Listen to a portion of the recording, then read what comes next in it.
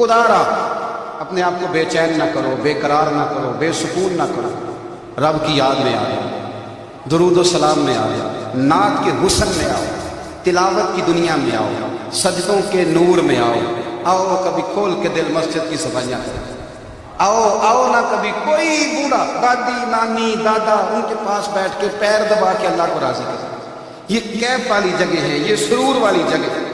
اتنی بے چین ہماری زندگی ہے، بے قرار ہے، تڑپتے ہوئے لوگ، لڑتے ہوئے لوگ، ایسے لگتا ہے ابھی ایک دوسرے کا گریبان تھام لیں گے، بے قرار بے چین۔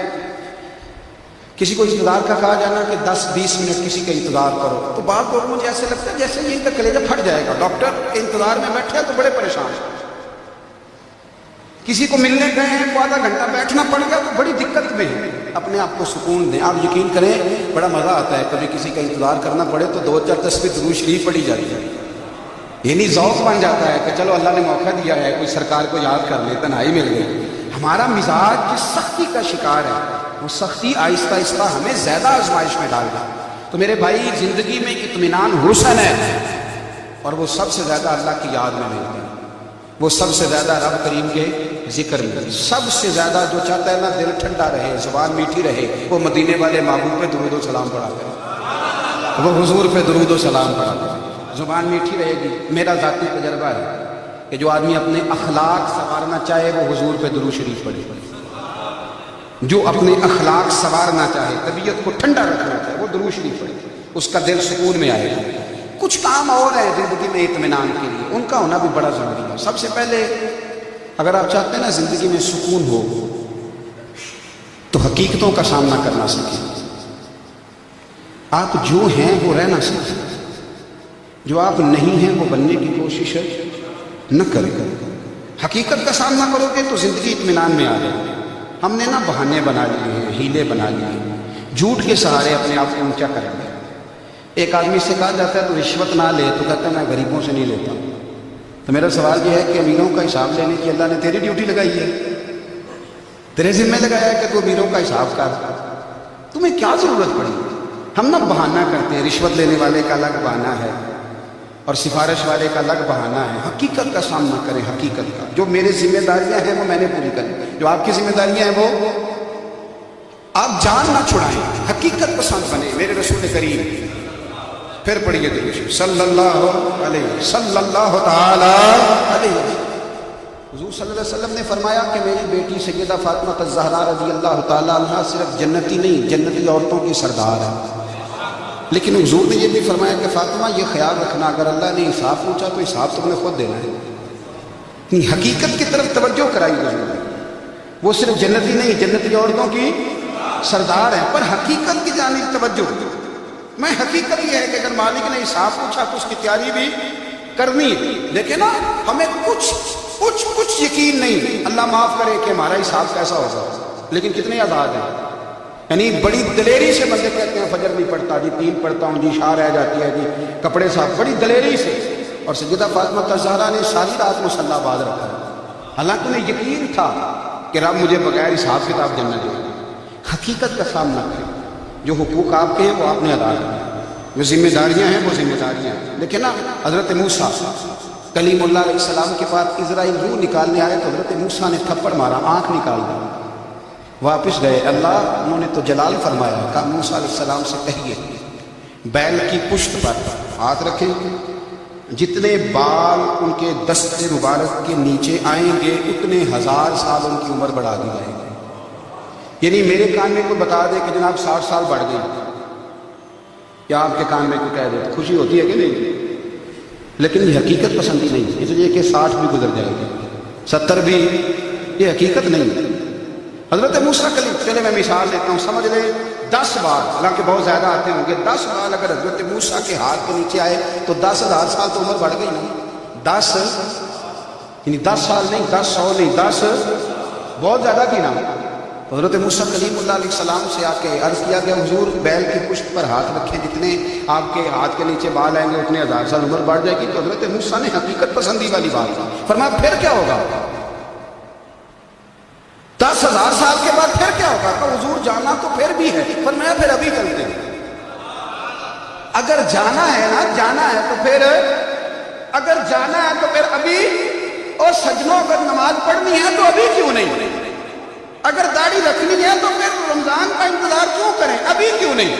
اگر سچ بولنا ہے تو پھر، اگر رزق حلال کھانا ہے تو پھر انتظار کا ہے۔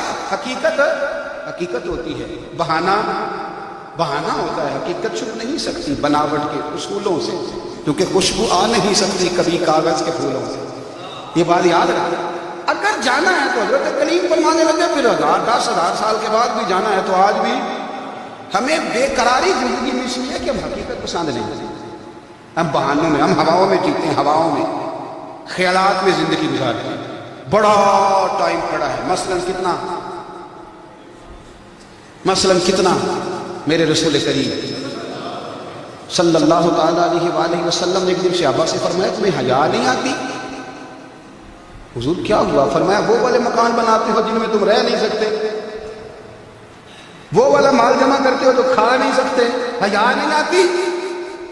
عرض کی حضور حکم کریں تو معبود فرمانے لگے جوتے کا ایک تسمہ بند کرتا ہوں تو سوچتا ہوں دوسرا بند کرنے سے پہلے موت آ جائے گی، ایک سانس اندر جاتی ہے تو دوسرا آنے سے پہلے میں یاد کرتا ہوں کہ مجھے دنیا سے جانا ہے۔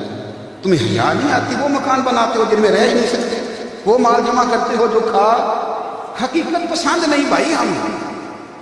بہت سارے لوگ نا بڑی باتیں سناتے ہیں، بڑی، میں کہتا ہوں اصل میں نا زیادہ باتیں سنا کے نا بیچارہ اپنے آپ کو مطمئن کرنا چاہتا ہے، اصل بات یہ ہے کہ اندر سے نا ہلا ہوا ہے، کچھ بھی بڑا زیادہ ہنستا ہے، مجھے لگتا ہے کہ کوئی گہرا زخم چھپا رہا ہے، اس لیے ملمہ سازی، حقیقت پسند، حقیقت پسند۔ یاد رکھنا، من ترک صلاۃ متعمدا فقد کفر، میرے رسول نے حقیقت بیان کی، فرمایا جس نے ایک نماز بھی جان بوجھ کے چھوڑی اس نے رب کے رب ہونے کا انکار کیا، اس نے کفران نعمت کیا۔ یہ حقیقت ہے، کوئی کلیریفیکیشن نہیں، کوئی وضاحت نہیں۔ جو نماز نہیں پڑھی جھوٹ بولتا ہے، غلط بیانی کرتا ہے۔ جو شخص رزق حرام کما کے کہتا ہے کہ اس کے بغیر گزارا نہیں چلتا، وہ جھوٹ بولتا ہے، اس لیے کہ رب فرماتا ہے جب تجھے پیدا کیا تو تیرا رزق میرے ذمہ ہے۔ اللہ فرماتا ہے کہ لا یکلف اللہ نفسا الا وسعها، میں کسی پر وہ بوجھ نہیں ڈالتا جو اٹھا نہ سکے۔ نماز فرض کیا اس کا مطلب ہے ہم پڑھنے کے قابل ہیں، اس نے ہماری ذمہ داریاں لگائی ہیں تو مطلب یہ ہے کہ ہم ذمہ داریاں ادا کرنے کے قابل ہیں، ورنہ وہ کہتا ہے میں آپ کو بوجھ ڈالتا ہی نہیں جو کچھ سے اٹھایا جائے۔ اگر چاہتے ہو کہ زندگی میں اطمینان ملے تو خدا را حقیقت پسند والی زندگی گزارو۔ یہ فضاؤں میں زندہ رہنا، ہواؤں میں، اللہ بڑا معاف کرنے والا ہے، اللہ بڑا کریم ہے، معاف کر دے گا، تو بھئی یہ بات صحابہ کو بھی پتا تھی، یہ اہل بیت کو بھی خبر تھی، تو وہ تو ایک ایک بات کا لحاظ کرتے تھے۔ یہ غوث اعظم کو بھی پتا تھی، یہ ان کے والد کو بھی پتا تھی، جنہوں نے کسی کا ایک سیب کھا لیا تھا تو 12 سال اس کے گھر میں نوکری کرتے رہے، انہیں نہیں پتا تھا اللہ بڑا کریم ہے، معاف کر دے گا، ایک سیب ہی ہے نا۔ تو حقیقت پسندی آپ کو سکون دے گی، اور اگر آپ نے اپنے آپ کو غیر مطمئن کیا ہوا ہے، بات کچھ اور ہے، اور آپ نے اپنے آپ کو ڈال کسی اور طرف لیا ہے، تو پھر آپ کو سکون مل سکتا۔ سکون حقیقت پسندی میں اصل میں سکون ہوتا ہے، اداکاری میں سکون نہیں ہوتا۔ تیسری بات سنیں، اگر آپ چاہتے ہیں زندگی میں مطمئن رہیں تو دنیا داروں سے امیدیں توڑ دیں، اللہ اور اس کے رسول سے امید وابستہ کریں، اولیاء اللہ سے امیدیں وابستہ کریں، صحابہ اور اہل بیت سے امیدیں، اللہ اور اللہ والوں سے امیدیں، دنیا داروں سے امیدیں۔ آپ کو پتہ ہے دنیا دار کی تباہی کب ہوتی ہے؟ جب انہیں خوش آمدی مل جاتی ہے۔ چودھری کا بیڑا اس وقت غرق ہوتا ہے جب اسے چودھری کہنے والے زیادہ ہو جاتے ہیں۔ سیٹھ صاحب اور نواب صاحب بیچارے تباہ تب ہوتے ہیں بھولے پن میں، جب ان کے دائیں بائیں میلا ہوتا ہے سیٹھ صاحب کہنے کا، لوگ انہیں کھانا چاہتے ہیں، پیار ان کا نہیں ہوتا، ان کی جیب کا ہوتا ہے، محبت ان سے نہیں ہوتی، ان کی کرسی سے ہوتی ہے، ضروریات کا پیار ہوتا ہے، تباہ کر دیا جاتا ہے۔ ہماری ساری توقعات دنیا داروں سے وابستہ ہو گئی ہیں، ناراض نہ ہونا۔ پیروں نے، مولویوں نے، درویشوں نے، انہوں نے بھی سیٹ رکھے ہوئے جلسوں کی صدارت کرانے کے لیے، یعنی مذہبی جلسہ ہے، اس میں بہت زبردست پڑھے لکھے صاحب تقوی عالم کا خطاب ہے، اور کی صدارت وہ بندہ کر رہا ہے جس نے عشاء کی نماز بھی نہیں پڑھی، وہ بندہ صدارت کر رہا ہے، کیوں؟ اس لیے کہ اس نے ₹1,00,000 دیا محفل۔ خدا را دنیا داروں سے امیدیں چھوڑ دیں، ورنہ آپ کمزور پڑ گئے، آپ کی امیدیں ٹوٹیں گی۔ کتنا کمزور ہے وہ شخص جو 2-4 ہزار کے لیے کسی بندے کی چاپلوسی کرتا ہے، اس کے پیچھے بھاگتا ہے، خوش آمدیں کرتا ہے، تھوڑے سے نوٹوں کے لیے दुख सुख में काम आएगा, इस काम के लिए मेरे रसूल करीम अलैहिस्सलाम ने फरमाया, जिसने बंदों को राजी करते करते रब को नाराज कर दिया, उसकी दुनिया भी गई और आखिरत भी गई। और फरमाया, जिसने बंदों की परवाह नहीं की, अल्लाह को राजी किया, फरमाया अगर रब राजी हो गया तो लोगों के दिलों में भी मोहब्बत पैदा फरमा देगा। क्या ज़रूरत है खुशामद करना दुनियादारों की, सेठों की, नवाबों की, चापलूस। और मैं आपको एक बात बताऊं, होता पता क्या है, ये जो हुब्बे जा और हुब्बे बा होती है ना, इससे पेट नहीं भरता। आपको अगर खुशामद करनी है तो फिर आपको सारी ज़िंदगी करनी है। फिर उनको भी पता होता है कि ताल्लुक़ किस बुनियाद पर है, इसमें कभी भी खुलूस पैदा नहीं होता। आप बेचैन रहते हैं, बेकरार रहते हैं, आपको तकलीफ रहती है हमेशा। कभी भी दुनियादारों से उम्मीदें वाबस्ता ना करें। एक बात सुने बड़ी शानदार, इमाम गजाली ने लिखी। इमाम गजाली फरमाते हैं कि हारून रशीद ना हज करके वापस आया बगदाद में, तो कोने में हजरत बहलोल दाना बैठे, रश बहुत था, मजमा बड़ा था। हजरत बहलोल दाना भी सड़क के किनारे बैठे थे, तो सिपाही कहने लगे यहाँ से उठ जाओ। फरमाने लगे, हारून रशीद की ज़मीन नहीं, ज़मीन मेरे रब की है, मैं क्यों उठूँ। वो करीब से गुजरा तो सलाम ली, तो आपने उसका प्रोटोकॉल देखा तो फरमाने लगे, हारून रशीद तुझसे तगड़े तगड़े मोटे मोटे प्रोटोकॉल मैंने लोगों के देखे, और ये जो तेरे दाएं बाएं वाले तेरे नारे लगा रहे हैं, जो पहले उन लोगों के नारे लगाया करते हैं, और थोड़ा वक्त गुजरने दे, जो तेरे बाद आएगा ना, ये सारे फिर उनके नारे भी लगाएंगे। तू झूठ की दुनिया में जिंदा है, इनसे तूने उम्मीदें वाबस्ता की हैं, ये कल उसके नारे लगाएगा। उसके दिल पे बड़ा असर हुआ, घोड़े से उतर आया, आगे कहने लगा, हुजूर आपने मुझे बड़ी अच्छी नसीहत की है, मेरा दिल बड़ा ठंडा हुआ है। मैंने सुना है आप मकरूज हैं, कुछ लोगों का कर्ज, तो मुझे कोई हुक्म ही कर दें। आप हंसने लगे, फरमाने लगे, यार तू तो बड़ा ही बेवकूफ़ है, बड़ा ही बेवकूफ़ है, मैं तुझे नसीहत कर रहा हूँ, तू मुझे उलझा रहा है। हुजूर कोई हुक्म कर दें। क्या खूबसूरत अंदाज है रब करीम के बंदों का। हजरत बहलोल दाना फरमाने लगे, तेरा रब कौन है? कहा अल्लाह। तो फरमाया मेरा कौन है? कहा अल्लाह। फरमाने लगे, ये तो नहीं ना हो सकता कि अल्लाह हारून रशीद को देता रहे और बहलोल दाना को भूल ही जाए।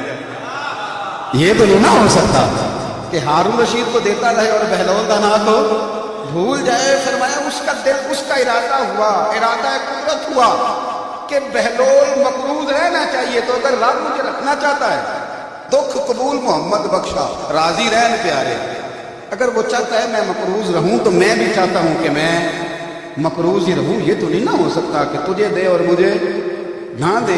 फरमाया मेरी तुझसे कोई उम्मीद नहीं, मुझे जब भी देगा मेरा रब भी देगा, और वो देगा तो फिर इंशाल्लाह खजाने खोल के देगा। दुनियादारों से उम्मीदें वाबस्ता करना, लोगों के पीछे, ये छोड़ दें। आप बेचैन रहेंगे, बेकरार रहेंगे, अल्लाह वालों से जरूर उम्मीदें वाबस्ता करें, इसलिए कि उनके पास जो कुछ होता है वो दरअसल रब का ही होता है।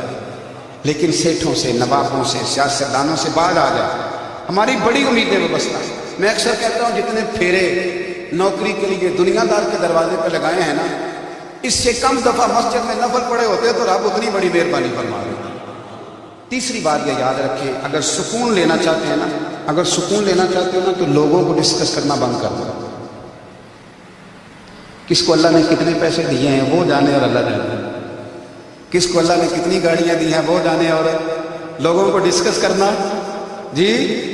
यानी मैं एक जगह बैठा था, तो एक साहब गाड़ी वाला गुजरा, गाड़ी में बैठ के, उसका पड़ोसी था, कहते था मुंह है कार वाला। मैं क्या ਉਹਦਾ ਤੇ ਹੈ ਤਾਂ ਹੀ ਬੈਠਾ ਤੇ ਹੁਣ ਮੈਂ ਕਿਹਾ ਸਮਝਾਣਾ ਸੀ ਤੁਹਾਨੂੰ, ਮੈਂ ਕਿਹਾ ਤੂੰ ਤੇ ਮੈਂ ਹਿਸਾਬ ਲਾਈਏ ਵੀ ਸਾਡੇ ਕੋਲ ਕੋਈ ਨਹੀਂ, ਉਹਦਾ ਤੇ है, लेकिन ना अल्लाह ने उसे दिए ना, तो अल्लाह ने चाहा ना वो कार में बैठे, तो इसने फटे पे बैठ के ये तबसरा किया कि मुंह है कार वाला। मैं क्या भी वो है ता आ रहे थे। अब मुझे तुझे अंदाजा लगाना चाहिए कि हाँ क्या ये बहस है। यदि अल्लाह को चाहिए था माज अल्लाह के पहले तुझसे पूछता किसे कार देनी है कि नहीं, क्या मतलब फसूल बहस है। वो चीज हमें इतना तंग करती है, इतनी तकलीफ देती है कि आप यकीन करें सारा दिन उसी को डिस्कस करते हैं, सारा दिन। उसके पास गाड़ी है, उसके पास कार है, फलाने का पैसा 1 नंबर है, फलाने का 2 नंबर है, फलाने का 6 नंबर है। असल बात के अंदर असल है, इसको निकालो। एक बात कहने लगा, इसे याद रखना, मेरे आला हज़रत रहमतुल्लाह ने फरमाया करते, हसद करने वाला बंदों पर इतराज़ नहीं करता, अल्लाह पर इतराज़ करता। वो कहता है अल्लाह उसे क्यों दिया है, इतना क्यों दिया है, माज़अल्लाह अल्लाह की तक़सीम पर इतराज़ करता। हसद करते हो बेचैन रहोगे, हसद आपके दिल को तड़पा के रखता। छोड़े, अल्लाह बड़ा करीम है, जिसको जहाँ चाहता है वहाँ बिठा देता है। आप ابتاً اس بحث میں نہ پڑے کہ اللہ نے کس کو کتنا دیا ہے، کب دیا ہے، کیوں دیا ہے، وہ بڑا بے نیاز ہے۔ حسد آپ کو تباہ کرے گا۔ دنیا میں پہلا گناہ جو ہوا تھا وہ حسد تھا۔ ابلیس نے حضرت آدم سے حسد کیا، کہنے لگا میں بہتر ہوں، سرداری اس کو مل رہی ہے، یہ تو اللہ کو پتہ ہے نا کس کو دینی ہے۔ اور دنیا میں پہلا قتل حسد کی وجہ سے ہوا۔ حابیل قابیل کے درمیان حسد کا معاملہ تھا، خاتون کا نکاح اس سے کیوں ہو رہا ہے، مجھ سے ہونا چاہیے۔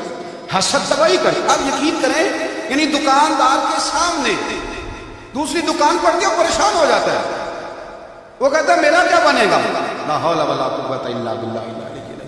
یعنی تیرا کیا خیال ہے کہ تیرے حصے کی روٹی وہ کھا جائے گا، اتنا چھوٹا دل، یہ تیرا موقع یہ ہے کہ تیرے حصے کا نصیب اس تک چلا جائے گا، یہ تیری خواہش ہے۔ ایک دوسرے کی کمزوریاں بیان کرنا، اس کا تو مال ہی نہ آتا سبھی، اس کے تو پاس ہی کچھ نہیں، یہ تو کمزور لوگوں کا طریقہ ہے۔ میرے رسول کریم علیہ السلام گزر رہے تھے، پت جھڑ کا موسم تھا، خزاں کا موسم تھا، درختوں کے پتے جھڑ رہے تھے، صحابہ کو ساتھ لے کے حضور گزرے اور ایک درخت کی ٹہنی کو پکڑ کے حضور نے ہلایا۔ صحابہ فرماتے ہیں کہ چھم چھم اس کے پتے گرے، زمین پر ڈھیر لگ گیا۔ حضور نے فرمایا دیکھا تم نے کیا ہوا؟ حضور ہاں۔ فرمایا کتنی تیزی سے پتے جھڑے ہیں، صرف تنا رہ گیا ہے اور خالی ٹہنیاں رہ گئی ہیں، کوئی حسن بچا ہے؟ حضور نہیں۔ نبی کریم فرمانے لگے جو حسد کرتا ہے نا اس کی نیکیاں بھی اسی طرح جھڑ جاتی ہیں، اسی طرح۔ اور ایک جگہ حضور فرمانے لگے جس طرح راکھ لکڑی کو آگ کھا جاتی ہے، جس طرح لکڑی کو آگ، جب آگ کھا جائے تو پھر لکڑی کو لکڑی نہیں کہا جاتا، راکھ کہا جاتا ہے، کوئلہ کہا جاتا ہے، اس کی اصل باقی یعنی اسے کھائی جاتی ہے۔ تو حضور علیہ السلام فرمانے لگے جس طرح آگ لکڑی کو کھا جاتی ہے، پر میں اسی طرح حسد نیکیوں کو کھا جاتا ہے۔ نیکیاں رہتی ہیں، حسد کرنے والے کے پاس نیکیاں یعنی ان کی اصل شکل موجود، کبھی بھی حسد نہیں کرے۔ اللہ کی تقسیم ہے، جس کو چاہے جب چاہے جتنا چاہے عطا کرے۔ اور چوتھی بات میرے بھائی، کبھی بھی بغض نہ پیدا کریں۔ بغض والے لوگ بے سکون رہتے ہیں، بہت ساری کمزوریاں ہمارے اندر ہوتی ہیں نا، پھر اللہ ہماری روزی تو نہیں نہ بند فرماتا، یہ تو نہیں کہتا کہ زمین سے نکل جاؤ گے۔ اگر یہی والا معاملہ ہو جو ہمارا ہے کہ وہ شادی پہ اس نے میرے ساتھ برا سلوک کیا تھا، ساری زندگی بغض رکھنا ہے۔ اگر یہی معاملہ فرشتے اللہ کی بارگاہ میں کہیں کہ یا اللہ اس نے فلانے دن شراب پی تھی، اب اس کو زمین میں نہیں رہنے دینا، نظام زندگی چلے گا؟ اگر اللہ ہمیں معاف کرتا ہے تو ہم بندوں کو معاف کیوں نہیں کرتے؟ آپ یقین کریں اتنی لمبی عداوتیں، اتنا لمبا حسد، اتنا لمبا بغض، اتنا لمبا حدیث میں نے پڑھی، میں حیران رہ گیا۔ میرے نبی کریم علیہ السلام نے فرمایا اپنی بیوی سے کبھی بغض نہ رکھنا، اگر اس کی ایک بات ناپسند ہو تو اسے چھوڑ کے وہ بات دیکھو جو تمہیں پسند ہے۔ میں اس حدیث کو پڑھ کے سوچنے لگا کہ کیا بیوی کا بھی بغض رکھتے ہیں لوگ؟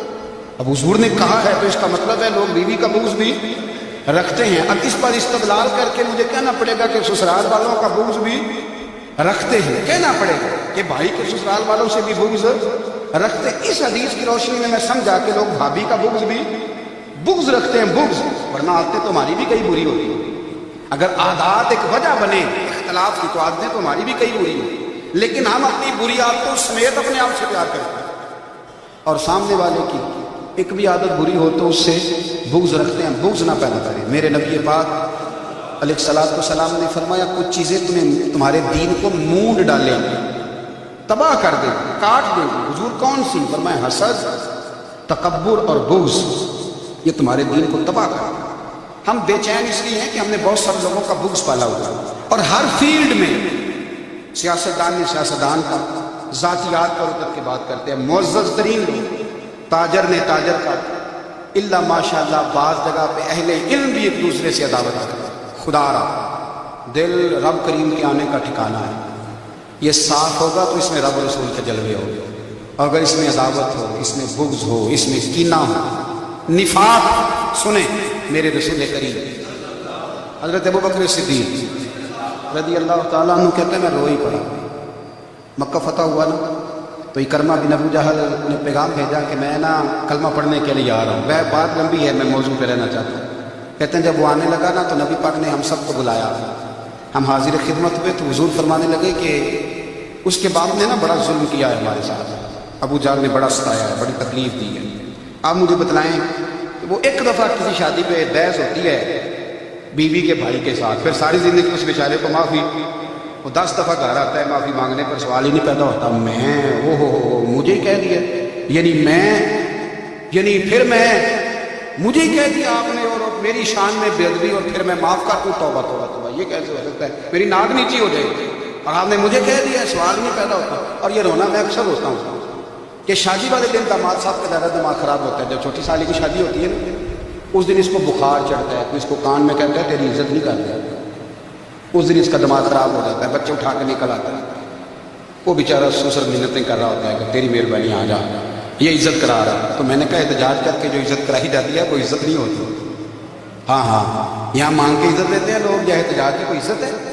آپ کے اندر کمالات اتنے ہوں کہ آپ کی عزت کرنے کو دل چاہے، یعنی مزہ آئے، یعنی لطف آئے، یعنی آپ دور بیٹھے ہوں تو کسی کا دل کرے آپ کو اسٹیج پہ بلانے کے لیے۔ یہ کیا بات ہوئی کہ چھائے جانا اور بھاگ کے آگے جانا؟ ان سے نکلیں۔ اکرمہ بن ابو جہل کلمہ پڑھنے کے ارادے سے آ رہے ہیں، حضور علیہ السلام نے صحابہ کو بلایا، کتنی زیادہ دعوت رکھی جا سکتی تھی معاذ اللہ؟ کب سے وہ چلا تھا ظلم کرنے، اور اس کے بعد اس کا بیٹا شروع ہو گیا، کتنی باتیں تھیں جو ناقابل معافی تھیں، پر کریم رسول نے ہمیں بتلایا ہے کہ سکون والی زندگی کہتے کس کو؟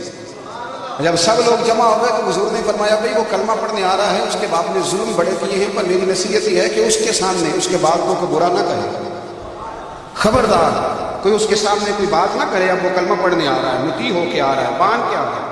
کہتے ہیں اللہ کے رسول نے نا کافی دیر تک خطبہ دیا، بریفنگ دی، بات سمجھائی، جناب صدیق اکبر کہتے ہیں میں رو پڑا۔